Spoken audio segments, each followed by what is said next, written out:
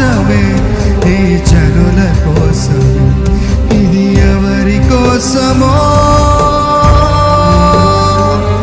ఈ జగతి కోసమే, ఈ జనుల కోసం సిలువలో సాగింది యాత్ర.